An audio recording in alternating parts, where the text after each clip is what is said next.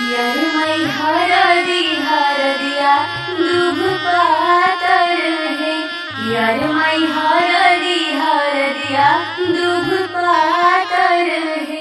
यार मैं जानी कपिया में मारा बड़ी सुहावन लागे। आज जानी बड़ा सुहावन लागे। हेलो। हाँ हेलो। कहाँ बाड़ा? घरे बनी। अरे जल्दी आओ ना। अरे इतना जल्दी कब आ? हमरा ये सब कुछ नहीं सुने के, जल्दी आओ ना। अरे तो इतना घबराइल काहे बड़ू? हमरा जिंदगी और मौत के सवाल बा, प्लीज जल्दी आ जाना।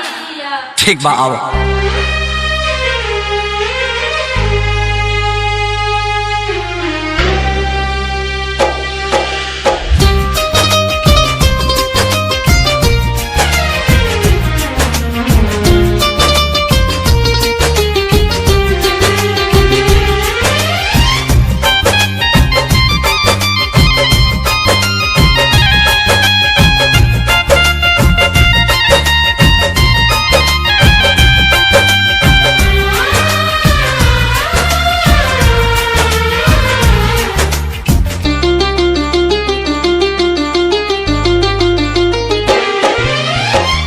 पगली के भइल बाटे पागल के दासा, आज हमरा पता चलल प्रेम के भाषा।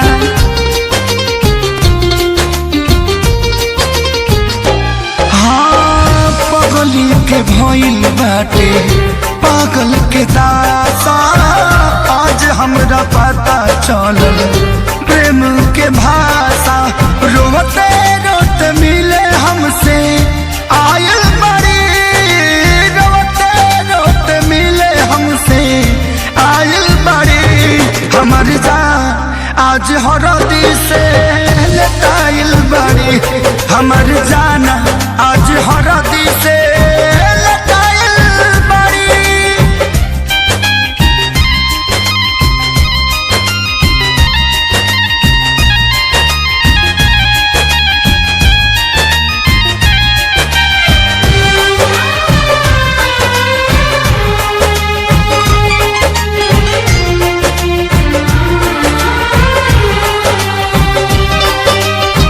घर परिवार देख खोजत होई जा, छतिया पमुड़ी धके रोवा तारी एही जा।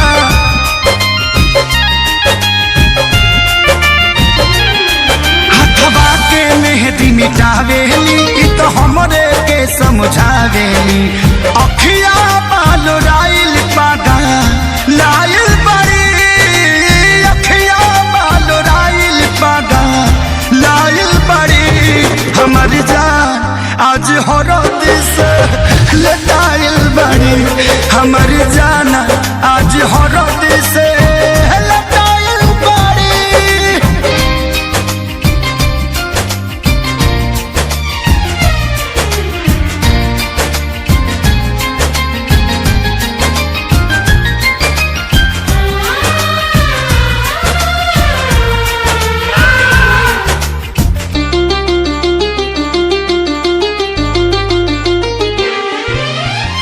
रोवला से इनका झर बनावा के पाता, प्यार के मतलब रब जिया जुए बुझाता।